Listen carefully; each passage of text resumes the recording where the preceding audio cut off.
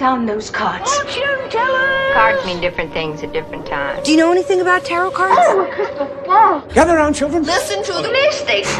Journey. Podcast. I'm no mystic.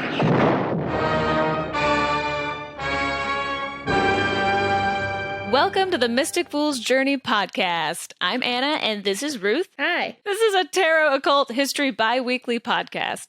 Today we're taking a deep dive into the history of tarot.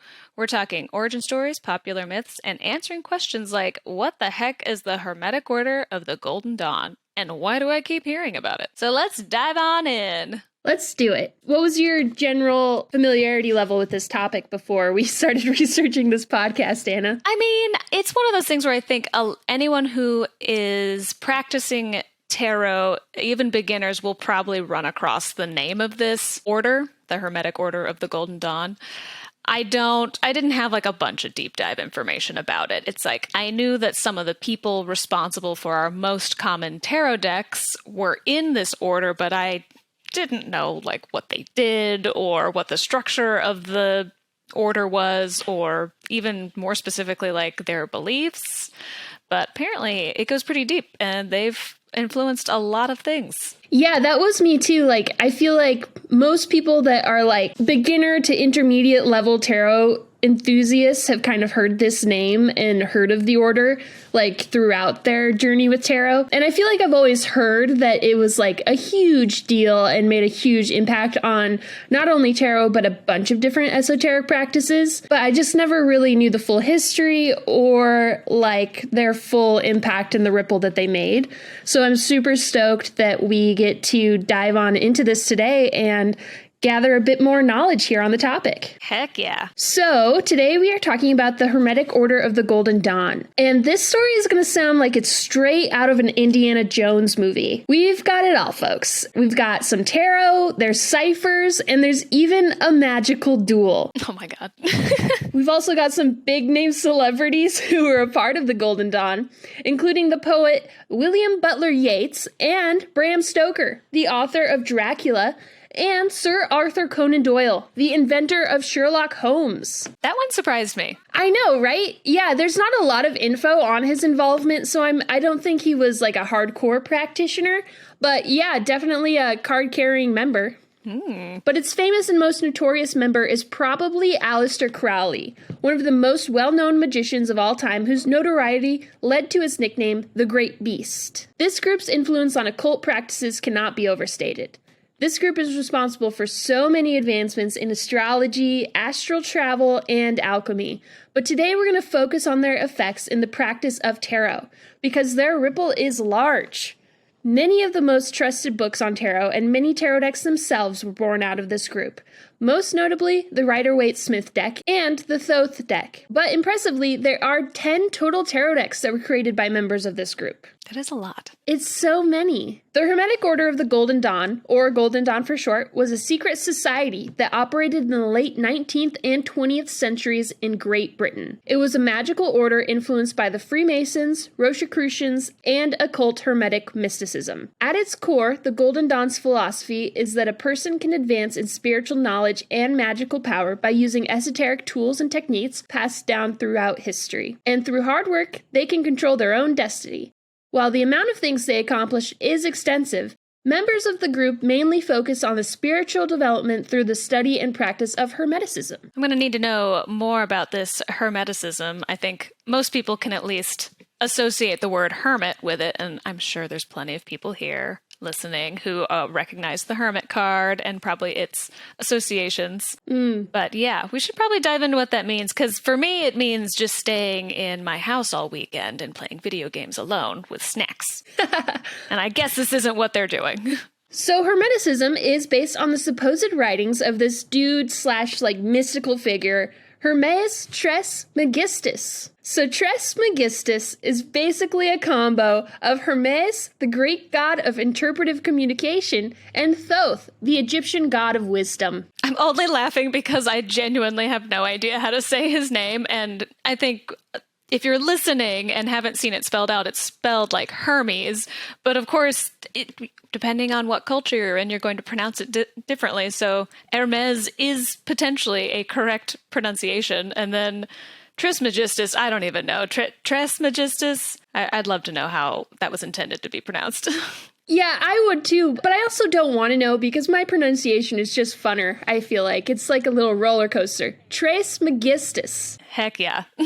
So who is this guy like? So think of this guy kind of like a Moses character. So this guy ended up writing a bunch of ancient texts, one being the Hermetica, and these together lay the foundation of what we know as Hermeticism. All right, this is like the word of the day is going to be syncretism. When I was doing a little bit more of a deep dive into, I'm going to say Hermes because that's just what's going to roll off my tongue. When I was doing this deep dive into Hermes Trismegistus, he's a combination of Thoth and Hermes, and that is what's called syncretism, when distinct belief systems or gods are merged or assimilated into one another. So like when the Greeks came to Egypt, they combined their god Hermes with the Egyptian god Thoth because there were a lot of similarities between the two, a lot of crossover. And through this combination of the two, Hermes with his communication and trickster-like nature, and Thoth with his hidden knowledge, writing, which is a form of communication, and wisdom, the mythology around them started to morph, and that's where we get Hermes Trismegistus, and he became this mythical figure that would bestow knowledge to humans. So syncretism happens like throughout history a bunch. You can see it throughout any time you've studied history and you see one culture, pillage and plunder another, unfortunately. Oftentimes, it happened with the Greeks and the Romans. It's happened throughout history. It's like to keep the locals happy, they will be like, well, we'll let you keep some stuff. And it kind of seems like some of your gods and goddesses are similar to some of ours, so we'll just like slowly merge them over time so you can keep them and keep people somewhat appeased after being overtaken by a new ruling power. Wow, that's so interesting. Yeah, it's kind of what we look at when we're looking at how things have morphed into like what they are in modern day, because of course, depending on where you were in the world and at what time period, it's really hard for different mythologies and different religions to actually, cross over and morph. But when you start to lose gods and goddesses, it's usually around those time periods when trade routes have become solidified, when wars are happening, and you can see which culture ended out coming up on top by who survived. It's basically like whose religious figures survived this war, and you can see who it's usually closely linked with whichever one won, quote unquote. Oh, okay. Okay, and so also because I'm a bit of a clarity nut, this figure, Hermes Trismegistus, is the supposed author of Hermetic texts. I know when I was like reading about him, people, and especially colloquially, are talking as though this is like a man that we know existed who was human. But as we just saw with like the syncretism, it's like this is a combination of two gods from two different cultures. And so these texts are what is called a pseudepigrapha. And that means that the claimed author is either falsely attributed, so somebody else wrote it and then said another person wrote it, or that the real author chose to claim that someone from the past wrote it. Oh. Yeah, so there are some instances where people who are writing these texts specifically use the term pseudo in front of the name. So there are texts that we have that say pseudo Dionysus. So that way it's not Dionysus, the god of wine and partying, writing this text, but it also kind of gives this air of authority to the writings. Oh. There's a lot of texts like this, especially groups of religious texts that don't have a clear author, because, most of the time we find these things, they're in clay jars in the middle of the desert, and half of them have disintegrated, right? So you kind of are like, well, based off of like archaeologists and people who study this will like look at what they've got, and they're like, well, it could be this person, or it might just be from this time period, and we kind of just need to lump it under like, hey, we know a group of people might have written it, but we don't really know who. But also way back then, like when all of this was written, it was pretty easy for people to just falsely attribute writing to someone else. Like they weren't concerned with like plagiarism or, false identities out there. We don't have those plagiarism checkers or ChatGPT and stuff. Yeah, that's so funny. It's like The Great Gatsby, how most of it was written by his wife or whatever. That's so funny. Right. You're like, oh yeah, like we're going to claim it's this person because like they've got the most clout or they're the most respected or this group of people will listen to it more. I forgot that happened with The Great Gatsby. Yeah, knowledge bomb, Anna. Knowledge bomb. Incredible addition. I did not know that there was actual theory behind that. There's theory. There's stuff going on. So like now that we know that Hermes Trismegistus is a combination of the two gods and is a mythical religious figure, and that he's the pseudo-author of the Hermetica, which means we don't actually know who wrote the Hermetica. What is it? What is the Hermetica and Hermeticism? Yeah, for sure. So I think it's important to establish that Hermeticism is not like a faith system. It's basically just like a philosophical system that includes esoteric practices. In fact, it's pretty common for Hermeticism to be combined with a religion. Like it's often combined with Christianity. But you can basically like sprinkle it on top of any religion you'd like. Sprinkles. It's just a little sprinkle, a little bit of Hermeticism sprinkles on top of your Catholicism or whatever you prefer. So in practice, Hermeticism is a spiritual path that comes from the blend of 3 different periods in history. During these periods, people started to add dashes of Hermeticism into their own cultures. The first being during the Renaissance, when some of the more squirrely Christians combined Greek, Hebrew, and Arabic mysticism with the spiritual practice of the Jewish Kabbalah and threw in some alchemy for good measure.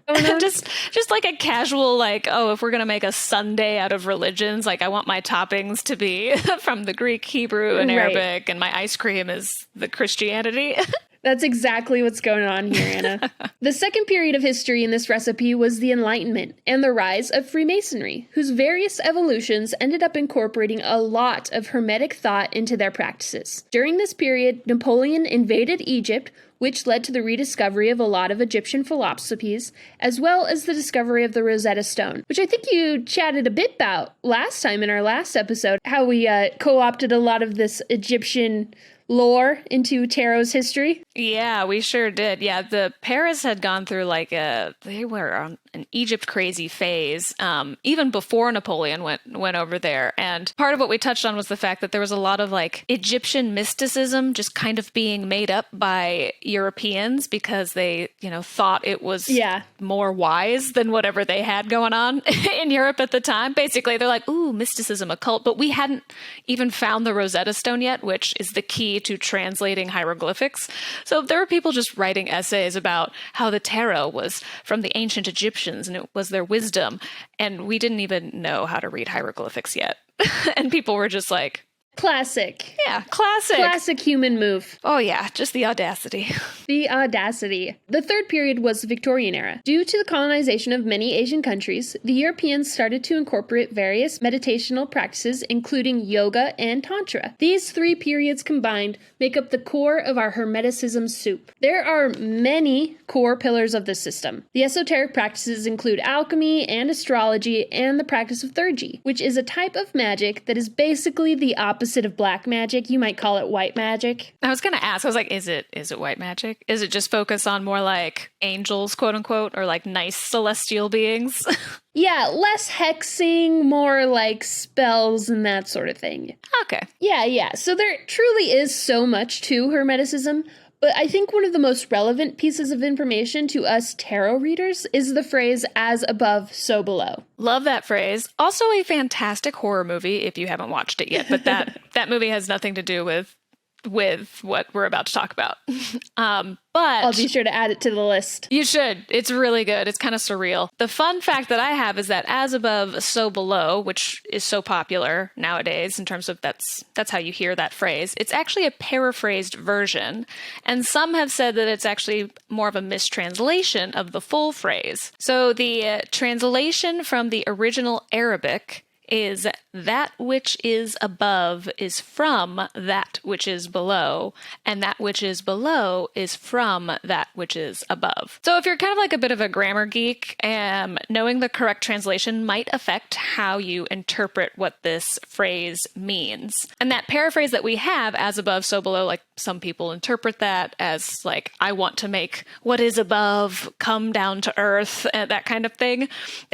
It's very literally like some people I've heard are like, I want to make like heaven on earth type thing. Right, right. But then when you get this translation, which has a few extra words, it starts to sound far more about like, okay, that which is from the above, that which is above is from the below. You start to see how that's kind of like this loop, and you might dive into like, oh, what's down here and available to me has come from above, but what is above has come from below. And so it's just this like infinite loop of how it interchanges with one another and how we can affect the above and the below. Oh, very interesting. Yeah, so depending on how much of a grammar nerd you are, that might change how you start to interpret things. And that doesn't even get into alchemy and Carl Jung specifically and his interpretation of that phrase. Right.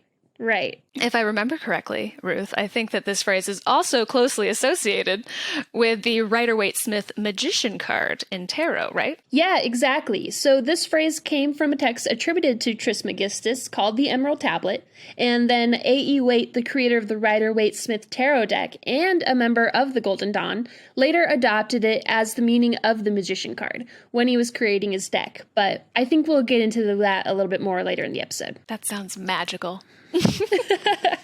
Indeed it does. So the Hermetic Order of the Golden Dawn is widely accepted as one of the largest influences on the 20th century Western occultism and helped lead the way for many contemporary practices such as Wicca and Thelema. The order was founded by 3 men, William Robert Woodman, William Wynne Westcott. Wow. I got some tongue ties there. Yeah, it's just... And finally, Samuel Liddell Matters, who were all Freemasons. And despite the Golden Dawn being based on hierarchy and initiation, women were admitted on an equal basis as men, which is just super awesome when you consider the general treatment of women in Victorian society at the time. Yeah, what a win. I mean, we'll take the little steps they'll give us as we can get them, right? Like anything we can inch get. Forward to equality. Yes, claw our way forward through Hermeticism, apparently. Apparently. So gender equality was actually a core tenet for the order. In fact, the group's initiation ritual includes an admonishment that women in the order must be equal to men. Many women would achieve super high ranks in the group, and most women in the group were more inclined to the more intuitive practices such as channeling and astral projection, but their work definitely wasn't limited to the intuitive side of things. Quite a few female members would go on to publish super dense books on Egyptian and Enochian magic, and one would even go on to author a play based around a series of 4 tarot card readings. That's super cool. So... How would a woman or any member of the group kind of rise up through the ranks? Yeah, great question. So basically the Golden Dawn follows a model super similar to the Freemasons. There are titles, degrees, and initiations, and you rise through the ranks after completing certain tests of knowledge and demonstrations of skills. Oh my god. I did. I know. It sounds intense. It sounds like school all over again. It truly does. So there are 3 different levels to the Golden Dawn. We call them orders. The first order, referred to as simply the Golden Dawn, focused on personal development through the study of the 4 elements, fire, water, air, and earth, as well as teaching the basics of astrology, tarot divination, and geomancy. I understood all of those words except for geomancy. Care to enlighten me? I will. So geomancy is a divination method that is done by interpreting the markings or patterns formed after you toss like rocks or dirt into the air. Super cool. This gets into some of the mystical arts that when I look at them, I'm like, how did you get anything out of that? Or like I've seen people read wax in water and I'm just like, it's beautiful. How do you know what it means? Oh yeah, totally. I'd love to learn that someday. Just teach me how you know. Yeah, well, wait till you hear what's next in this order. So the second order, or inner order, called the Order of Red Rose and Cross of Gold, taught magic, including astral travel, alchemy, and scrying, which is what you're getting at with that wax there. It's basically the practice of looking into things and receiving guidance or prophecy or maybe just inspiration or whatever. Think like crystal balls and tea leaves for this one. Okay. So once you are in the second order of the group, you'll choose what you want your specialty to be in. And you have the pick of a few things like astrology, tarot, or like Enochian magic. I love this idea Like that you have to pick a specialty. I just have this like mental image of you either having to like pick your major in college, or like when doctors have to pick like what field of medicine, like I want to be pediatrics or a surgeon. So I have to know, like, what would you pick, Ruth? Did you like, were you like, yeah, I would totally have studied this if I'd been alive back in the day and in this order? Yeah, I'd probably choose alchemy. I think that's the coolest of all of them. I want to turn lead into gold. I want to mix and match, potions as I did as a young child in the backyard with soaps and chemicals that were probably very dangerous. Alchemy? Yeah, I did a lot of that too, now that you're saying that. There are a lot of strange mixtures happening in my backyard. Ooh, that'd be fun. Alchemy. Maybe an astral projection in there. Toss that in for good measure. Yeah, that'd be cool. That'd be cool to save on plane tickets. I wish that's how that worked. That would be amazing. So the third and last order was that of the secret chiefs. And this is where we have a little bit of contention as to what exactly a secret chief is. Secret chiefs were viewed as beings that could be contacted via the astral plane. But in the beginning, only the founders of the Golden Dawn had access to the secret chiefs. One founder of the order thought that they were living humans who had evolved and now possessed the secrets of immortality and superhuman magical powers. But secret chiefs, whether real or spirits, provided spiritual guidance and authority for the group. It is a fact to all members of the group that to reach the third order, one must cross the abyss that separates regular life from union with the divine. But kind of here's where the contention lies. To some members, crossing the abyss means physical death. Oh no! Yeah, and therefore no living person can claim to be a member of the Third Order. And to others, it's a spiritual epiphany that causes you to lose your ego forever and gain a true understanding of divine purpose. Ooh, those are some really, opposite ends of the spectrum. Like when you're trying to form a religion, like having something so different and disparate from one another as a part of your core tenets, that's a recipe for disaster. Absolutely. It absolutely is. That's wild. So to unpack that a little more, when the Golden Dawn was founded, just the founders had access to the secret chiefs, right? Right. Okay, so the rest of the members depended on them to pass down any messages from the secret chiefs. Yep. This, immediately sends up my red flag alert. Just from learning about religions, cults, and myths, this is a tactic a lot of dangerous cults, I'm not saying that this order was dangerous, but a lot of dangerous cults use to manipulate their members. The whole gatekeeping situation where they're like, only I know what this god or goddess wants of us. And you're like, that is a hardcore way to manipulate and oppress people. Absolutely. Yeah, this is it's also giving me strong vibes of the man behind the curtain, which is from the scene in Wizard of Oz where Dorothy she first gets to see the wizard. He sends her on all those quests to go get the broom and kill the witch and all that before he's willing to help her. So he has her do a bunch of free labor to send her home. But then when she goes through all of that and comes back, they find out it's just some dude behind a curtain using smoke and mirrors to pretend to be much more powerful than he is. And yeah, it's like that. It's a pretty consistent tactic used to keep large amounts of people oppressed through gatekeeping. So It doesn't sound like in their history this particular order did that the way we've seen in other religious cults that have had some more dangerous outcomes, like Jonestown and right. Heaven's Gate, So yeah, this just sends up a red flag. Just also knowledge for anybody out there. It preys on that combination of fear of punishment and abandonment, the human need for community and being abandoned by your community if you don't follow these rules, and then your general survival instinct to understand what keeps us safe from what could harm us. You're playing on that instinct in humans to survive, and I don't like it. It's dicey. I don't like it. It's just... It is dicey. Speaking of cults, Anna. Oh, good. We won't get into it in this episode, but there is a direct line from the Hermetic Order of the Golden Dawn to Scientology. Oh, good. Great. Yeah. Ouch. Ouch. I mean, this whole contention just among who secret chiefs are and how to become one and how to enter into the Third Order sounds like it could be a recipe for a little bit of drama. Yeah, this caused a ton of drama and would bite the founders in the ass later on, and eventually lead to the demise of the Golden Dawn. Oh no. It became one of the main points of contention because every member in the group was trained in channeling and astral projection. Oh no. So many members would start claiming to be in contact with a secret chief and issue orders. And if someone didn't like it, then they would claim to have received conflicting information from a different secret chief. And then, on top of that, you have the members of the group that believed secret chiefs were physical beings and you couldn't channel them. So to them, both of these previous claims are bullshit either way. I've got that like circus tune, like do do do do do do do do, like just playing in my head. But it's like, no, what I said is right. No, what I said is right. Hot mess.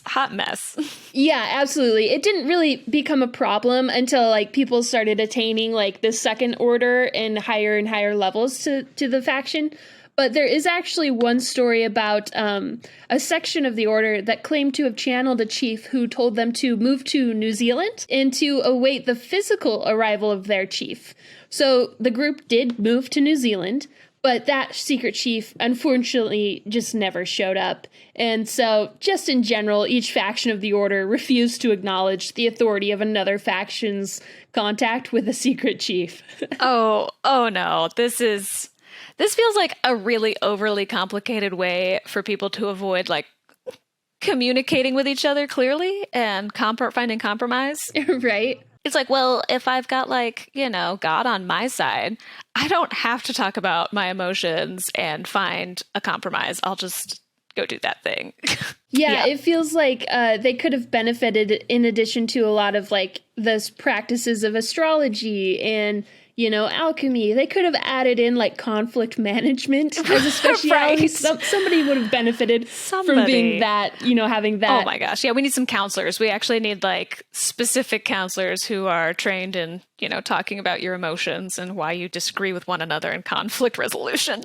Exactly. So this is hilarious to me, but let's back up. So before all the shenanigans with the secret chiefs and the downfall of the Dawn, how did the Golden Dawn end up being formed? What started it all? Yeah, so the foundation of the Golden Dawn came from this set of manuscripts from 1809 called the Cipher Manuscripts. These manuscripts were authored by a Frenchman named Eliphas Levi. This collection consists of 60 papers all written in secret code. An Englishman named Kenneth Mackenzie visited Levi and received a copy of these writings, hoping to decipher the messages and write a proposal to create an occult lodge based on the rituals and teachings of Levi. Unfortunately, Mackenzie died before starting on the project, and the papers were passed to one of the founding members, and our boy, William Wynne Westcott. And after decoding them, he realized that the papers outline a series of magical initiation rituals. My man Levi, I think we touched on him earlier in the last episode. He's formerly a Catholic deacon. We did. He was actually born Alphonse Louis Constant. I think it's kind of funny to me. It's just a little amusing that, like, Mackenzie went to Levi to get these texts, and Levi could have told him how to decode these texts. It's not like Levi was dead yet. Like, the guy who originally wanted to decode these texts could have just talked with Levi. So I'm like, I would love to know what's going through Levi's head. Like, oh, only like people who are worthy can decipher this or something like that. But, I'm like, the guy's alive, and he genuinely wants to start like a whole temple based off of your teachings. Based off of your things. I know. I think that there's like, we don't specifically know the reasoning why. It could have been channeling. Like maybe he was quote unquote channeling a deity that was telling him to write those things. Or, he was just a little bit cuckoo. Yeah, maybe. Yeah, we'll never know. We don't have any writings about why the man who coded it didn't decode it for us. Right. The world may never know. The world may never know. All right, so Westcott ended up having to go through the whole decoding process. Is that right? So the text was coded by using what's called a substitution cryptogram. Basically, each letter was replaced by a Hebrew letter. So once Westcott figured out what was going on, he was easily able to decipher each 60 letters. But a lot of the interpretation relied heavily on Westcott's existing knowledge of occult practices from being a Freemason, because there were also a number of crude drawings of diagrams and magical implements and tarot cards interspersed throughout the text. So a lot of the interpretation did fall on his own judgment, and once he finished translating all the pages, he realized that the ciphers outlined basically a syllabus of rituals based on astrology, alchemy, geomancy, and occult tarot. The ciphers would become the lesson plan for the Hermetic Order of the Golden Dawn, and you would be graded on these rituals before you could pass on to the next level of the order. More schooling that I don't really want to have to do. I'm scarred from tests. Right. Too many tests. But that's super interesting. So he did decipher all of them. I kind of want to get my hands on, an actual deciphered version of this just to see what did the original writings look like before they were interpreted by Westcott. Yeah, I just have a lot of questions about what they were for. You can Google it. It's all online now. We have access to all these rituals now, and they are dense. I actually skimmed through the initiation ritual before we recorded. Oh. Yeah. So they're super specific on what people of different ranks should wear and what should be said or sang or chanted and when, and also which direction you should be facing. It all takes place in kind of like a circular room with markings on the floor. So you definitely need a compass to complete these rituals. Yeah, you got to know your north and your south, east and west situation. Yeah, exactly. But if you thought that was crazy, buckle up because it's about to get wild. By the mid-1890s, the Golden Dawn was flourishing with over 100 members from nearly every Victorian class, and at least 4 thriving temples have been established at this time. That's really interesting to me that it had 4 separate physical locations, and it actually spanned the different social classes. That usually you can see it something like this. It thrives in one particular class for whatever reason, but it's It was mainly wealthier individuals that were involved in this, but there were definitely a number of middle and lower class people in this group. So, yeah, it is shocking just how inclusive, for all its faults, it was a fairly inclusive group. Yeah, that is really interesting. So in 1897, Westcott accidentally left a number of occult-related papers that had his address on them in a hansom cab, which is like a horse-drawn carriage, if you're not familiar. I was not. I was definitely not. All of you plebeians that have never ridden in a horse-drawn carriage. I've never ridden in one. Oh my goodness. When the papers were found, Westcott's connection to the order was discovered and revealed to his employer. He was told that he had to resign from the order or give up his occupation as a highly esteemed government-appointed coroner. RIP.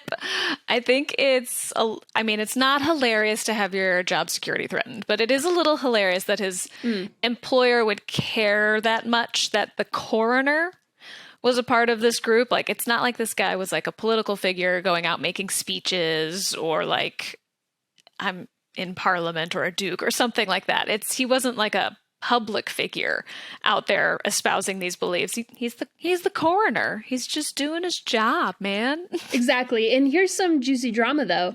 In Aleister Crowley's biography, he alleged that one of the other group's founders, Mathers, planted the documents in the cab in an effort to consolidate his power over the order by forcing Westcott to resign over the matter.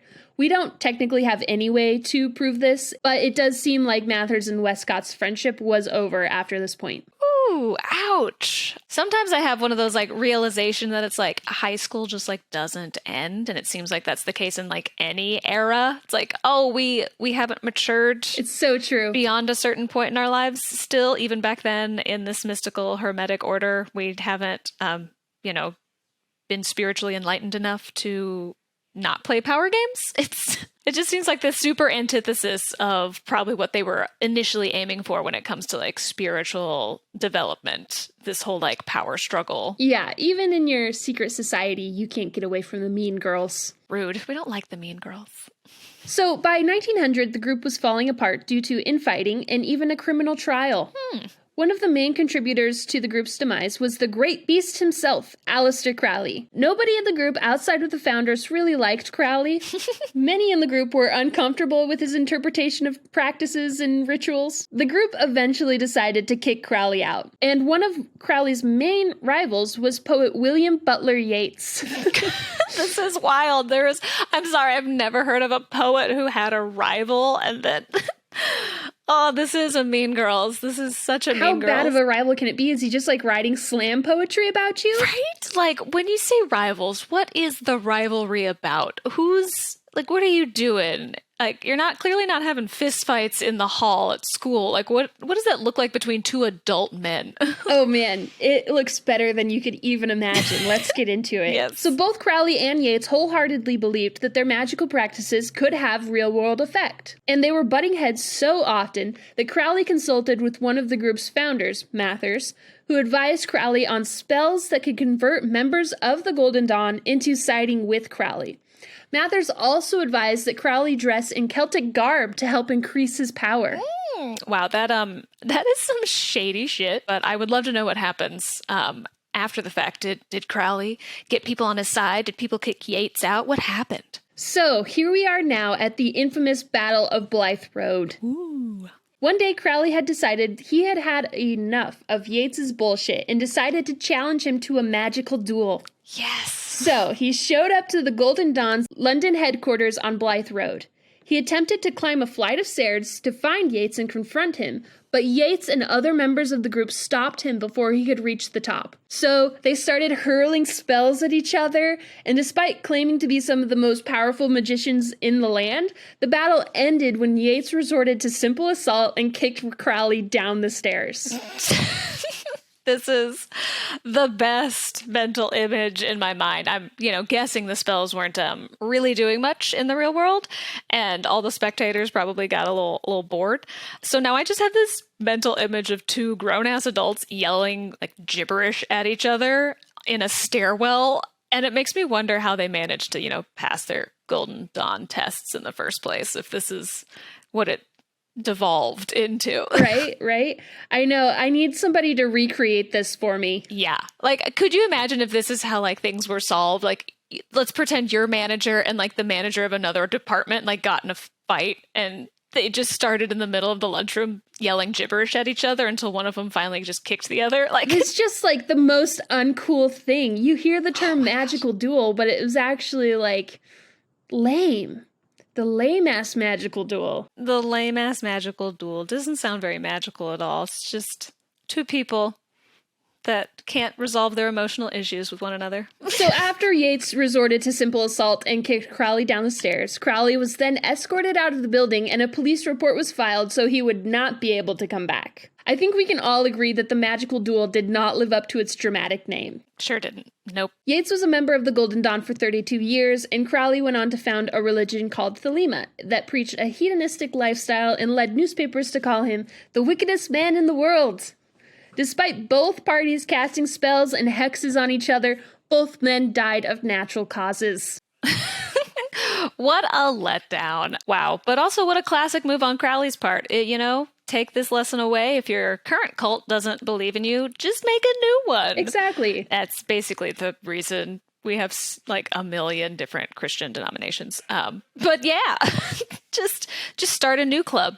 Just start a new club. Just start a new club. That's it. As we've said before, many esoteric practices can find their roots in the Golden Dawn, including talisman, astrology, tarot, and so many more. While the Order definitely didn't invent any of these things, they did synthesize them into coherent bodies of work, and the impact of that work alone cannot be overstated. In fact, if the Order hadn't existed, we would definitely not have Anglo-American tarot as we know it today. We likely would have something more in line with early French occultist tarot decks, such as like the Livret du Temps deck that we talked about last week that was created in 1789. And this podcast would be completely different, and we might be having to pronounce more French words than you would care to hear. Truly, nobody would care to hear any more French words pronounced by me. Me neither. Did not take that. Right. One of the main reasons that the order had such an impact on tarot history is because each member of the order was required to make its own hand-drawn tarot deck according to the order's guidelines. That sounds like a lot of intense work, and I really loved art in high school, but if you weren't good at illustrating, like, that just sounds like a bad time. It's truly a way to make you hate drawing if you just already are bad at it, making you draw like 78 cards by hand. Yeah, so it wasn't an easy task, that's for sure. Based off of Levi's original teachings in the cipher manuscripts, the Golden Dawn's complex tarot teachings included tables of correspondences, how and when to use tarot in magical practices, and super elaborate spreads intended to be used for divination purposes. The order's idea of the tarot card meanings and the card's orders, and much of the symbolism is very different to what we generally use today. Of course, every tarot deck is hyper unique to the author's own interpretation of the tarot, but I'm just going to assume that most of our listeners are familiar with the Rider-Waite-Smith tarot deck system. So the group's changes started with assigning the first letter of the Hebrew alphabet to the Fool instead of the Magician, thereby shifting all the numbers to the rest of the cards, which caused some issues because numerology is closely tied to the tarot meanings. So then they switched Strength and Justice's places so that the numerological meanings would be more plausible. Their tarot system also reordered the court card meanings and correspondences. It's super confusing. You should look it up. The 10 numbers of the pip cards were associated with the Sephiroth on the Tree of Life and were also associated with the 36 deacons of the horoscope wheel and the 72 Kabbalistic angels. The major cards were assigned to the pathways on the Tree of Life, and some were given unique designs and names. For example, the Devil card was named the Lord of the Gates of Matter. And that is a general overview of the Order's guidelines on tarot and what every member of the Golden Dawn had to base their own tarot decks off of. Whew, that's a lot. I really do need like a picture book for kids to show me like the differences between their decks and like what I'm used to using. Now, there were over 100 members of the Golden Dawn, and many of the tarot decks created during that time have been lost to history, but there have been several tarot decks birthed out of or based on the Hermetic Order of the Golden Dawn that did reach some level of popularity. So most of these decks have been lost to history if it wasn't for one sneaky fella named Israel Regardie, a member of the group who in the 1930s published a book outlining all of the secret society's secrets, thus making it no longer a secret society, and marking the end of the OG Golden Dawn. Amazing. Say that 5 times fast. Secret society secrets. I did a quick read up on Israel, so it's not like juicy drama. He published their secrets because he genuinely wanted to make sure the rituals would last and would be passed down. He was very concerned with the idea that the rituals would be lost to history, and he wanted more people to have access to the Golden Dawn's teachings. So this was not out of spite or drama. Israel was basically anti-gatekeeping. He was basically like, more people need to know about this if you want this knowledge to be passed down. Oh, that makes a lot more sense. Yeah. So with that, with all the secrets not secret, it seems like the decks don't need to be a secret. Exactly. There was no point in keeping the decks a secret. So with urging from Israel, members started to publish the decks well into the 1970s. One of the most famous being the Thoth deck. While not necessarily created during his time in the Golden Dawn, at least art-wise for sure, the Thoth deck does have the Golden Dawn's Hebrew letter and astrological correspondences on the cards, and the Golden Dawn's court cards. Crowley also renamed Justice, Strength, Temperance, and Judgment as Adjustment, Lust, Art, and Eon, respectively. And he switched Justice and Strength back to their original order. But a good quality deck was not published until the late 1960s, and by this time the Rider-Waite-Smith deck had sealed its position as the dominant deck in England and America, so the Thoth deck remained in its own niche. And I'm sure we all know the Rider-Waite-Smith deck was created by A.E. Waite in collaboration with Pamela Colin-Smith. Both were members of the Golden Dawn, and when the Golden Dawn splintered into factions, A.E. Waite created his own order, the Fellowship of the Rosy Cross. Sounds so happy. It does. It just sounds like a cheery order to be in. Although both Waite and Smith had been members of the Golden Dawn, they did not necessarily create a Golden Dawn deck, but many aspects of the Golden Dawn's tarot teachings did influence the deck. Waite based his major arcana imagery on Eliphas Levi's Egyptianized description of the trumps, as well as Christian symbolism and Golden Dawn's astrological attributions. The card meanings were drawn partly from the Golden Dawn and partly from Atia. But the most important deviation from the Golden Dawn is that Waite does not associate the Hebrew alphabet with the cards, which is the essence of occult tarot. So the formation of the Hermetic Order of the Golden Dawn was absolutely a turning point in the history for tarot. Every era of tarot history builds on what came before and lays the foundation for future developments. The way they wove together different esoteric systems into tarot is unmatched in all of occult history. They basically forever linked astrology into tarot by associating the 22 letters of the Hebrew alphabet with the major arcana cards. Since each letter of the Hebrew alphabet has a zodiac sign or a planet associated with it, these astrological correspondences were slapped into the corresponding cards. Oh man, I really do think tracing back the Hebrew alphabet and how it came to be associated with astrology could be its own episode. Just know that, as usual, it's very nuanced and has evolved over time. And I think we even mentioned in one of our previous episodes, like, the Hebrew alphabet is its own alphabet, devoid of any associations with tarot. There's the people who believe in tarot and the occult who have associated the Hebrew alphabet with their practice. But the Hebrew alphabet stands alone. It's its own language. It has its own history and culture through the Hebrew people. So don't assume that Judaism or your Jewish friends are astrologers simply because the tarot community and occult community has adopted the Hebrew alphabet. That would be a disaster. That would be wild. Absolutely would be a disaster. Well, founded in 1888, the Golden Dawn lasted a mere 12 years before it was shattered by personal conflicts. Oh, it made it to 6th grade. It did make it to 6th grade. It made it to 6th grade. At its height, it probably had no more than 100 members. Yet its influence on magic and esoteric thought in the English-speaking world would be hard to overestimate. But the historical and cultural legacy of the Golden Dawn has been more influential on modern occultism than any other esoteric organization or body of knowledge. Almost every expression of Western occult spirituality and neo-paganism today owes a debt to the Hermetic Order of the Golden Dawn. Whew. Don't forget to subscribe and leave a review. If you're a fan of the podcast, we need you to do this so we can find new fans. Tell your friends and rate and leave a review. Follow us on all socials. Our handles are Sweet Death Inc. and Mystic Fool Tarot on all platforms. See you later.